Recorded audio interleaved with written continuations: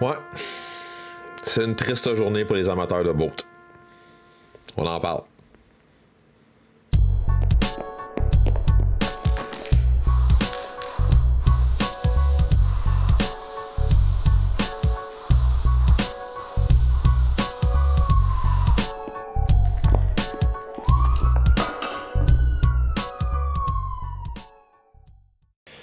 Salut, c'est Yannick de chez Bourgeois Chevrolet.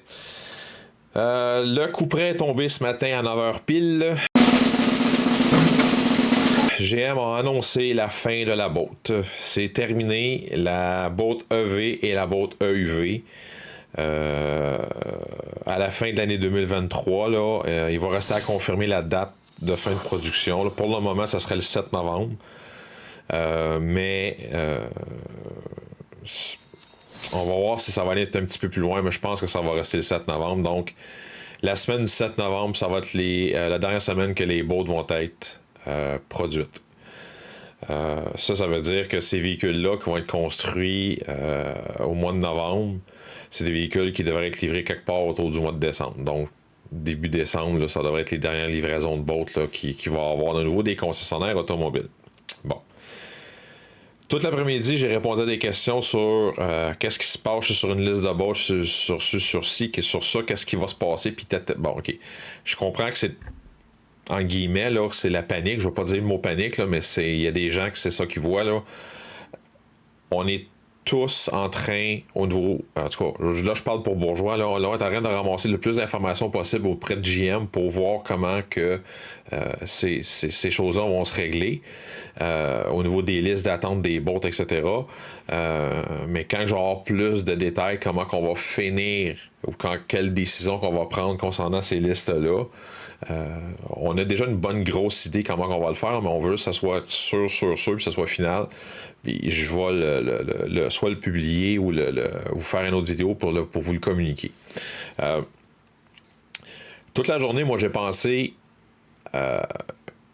comme j'ai fait dans mon vidéo d'introduction, là, c'est rare que je fais de l'humour, là, mais elle était pas pire. J'ai pensé toute la journée, puis je me disais, oui, c'est triste, mais 3 petits points. Pour que les gens qui me connaissent, là, ils savent que je travaille à Rawdon, mais je reste à Rive-Sud de Montréal. Fait que avec le tunnel du trafic, là, le trafic dans le tunnel de La Fontaine, puis les réparations, je me claque à peu près 1h30 de route par jour, aller 1h30 par jour de retour. Donc on parle de prendre 2-3 heures par jour que je suis assis dans mon char. Donc la seule chose que je fais, c'est penser. Puis, les gens voient ça comme la fin d'un véhicule. Oui, c'est vrai, c'est la fin d'un véhicule, mais vous devez le voir l'autre côté, comme qu'ils disent, là, le fameux proverbe qui dit le roi est mort, vive le roi, là, OK? Faut que vous voyez ça d'un autre côté, OK? La fin de la boat, moi, je vois ça comme la fin d'une génération de véhicules. Puis avec l'arrivée de l'Equinox, moi, je vois l'Equinox comme une boat 3.0, OK? Je m'explique. On parle d'un véhicule, ce que GM annoncé à la date, là, puis je vais vous montrer sur le site internet, puis je vais vous dire d'où ma pensée a passé à partir de là. OK, regardez bien. Ça, c'est directement sur le site de GM. Donc, on parlera pas des gammes de modèles, parce que c'est pas ça là-dedans que je vais tomber. OK? Ce que j'ai regardé, je me suis dit, bon, on parle d'un véhicule, OK, on parle d'une boat EV, OK? Je fais des chiffrons, puis comme je dis, normalement, j'ai toutes des affaires scriptées, mais là, j'en ai pas, là, OK? Quand je dis scripté, c'est juste des idées, là, mais j'en ai pas, j'ai pas fait ça pour cette vidéo-là. On parle d'un véhicule, dans le cas d'une boat EV, qui valait à peu près, là, comme je dis, je fais des chiffrons, subvention inclus, taxes incluses, tout enlevé, autour de 35 000. C'est à peu près ça que ça valait, OK? On parle d'un véhicule qui faisait une autonomie d'à peu près 417 km, de plus petit... de plus petit gabarit, etc., au niveau des boats. Fait que si on regarde ce que GM a annoncé à date concernant l'Equinox, OK? Si on prend le modèle de base, on s'entend que le modèle de base va être un traction avant. Donc, on peut dire que le modèle, ce qu'on voit à l'écran, le modèle 1LT, là, OK? On pourrait comparer ça avec une boat EV. Donc, on parle d'un véhicule qui va coûter 37 000 plus taxes, moins le 12 000. OK? Si je fais un calcul vite, non scientifique, OK? Je vais juste sortir mon téléphone cellulaire. Comme je vous dis, j'ai rien de scripté, là. OK? Normalement, comme je dis, j'ai des idées de marquer sur une feuille, là, j'ai absolument rien. OK? Fait qu'on va juste faire le calcul vite, vite. On parle de 37 699, le dernier prix qui était marqué. OK?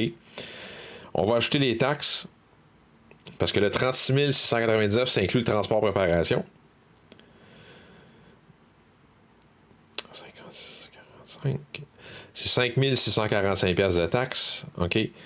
Donc, oups, 5 645 pièces de taxes, plus 37 199. On était rendu à 43 343, moins 12 000 pièces. Les deux subventions. Parce qu'on s'entend tous que ce véhicule-là va... les deux subventions vont y avoir droit. Fait qu'on parle d'un véhicule qui va vous coûter, là, taxes incluses. Je vais essayer de vous le montrer, je sais pas si vous allez voir, là.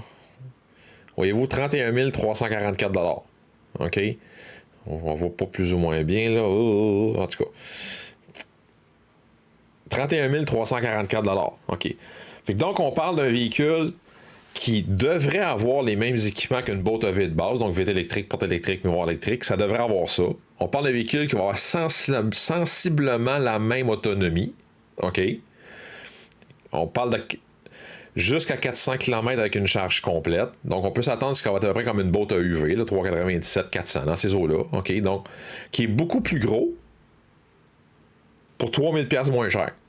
Versus une boîte EV. Si on parle d'une boîte EV, là, on est beaucoup moins cher. OK?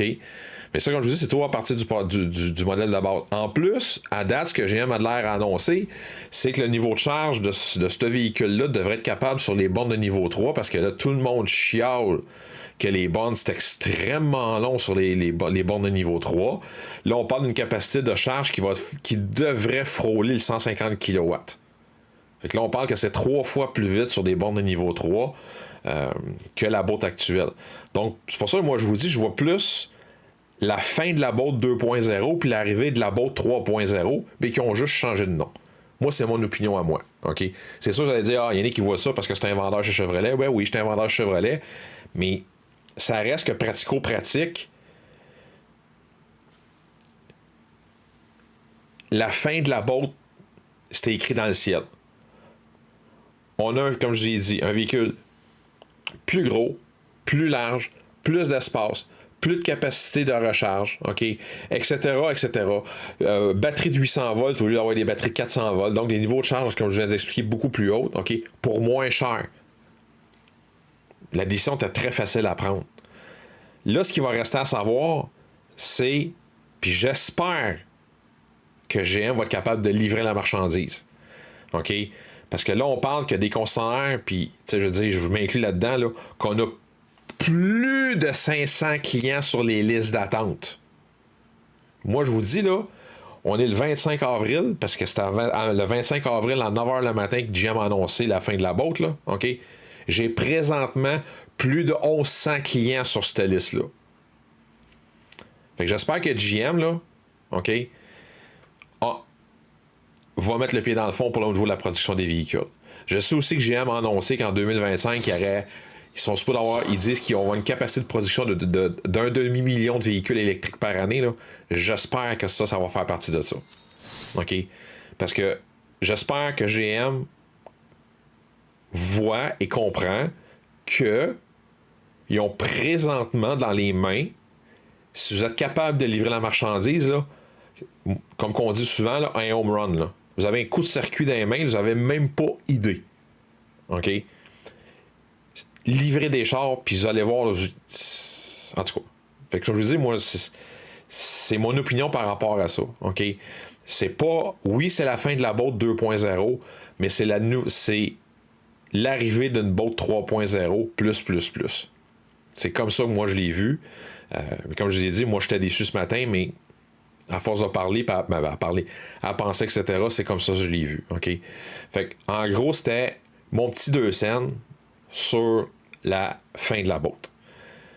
Et comme je vous ai dit tantôt, quand je vais avoir des informations concernant comment que Bourgeois Chevrolet, OK, va gérer les listes d'attente qu'on a présentement pour les boats, je vais sûrement refaire une autre vidéo. Ça, je suis à peu près sûr à 99%. Puis ça va être posté sur sur les réseaux sociaux de Bourgeois, donc la page Facebook, etc. OK? Fait que moi, sur ce, je vous laisse. Oh boy, je vous laisse. Fait que bye, à la prochaine.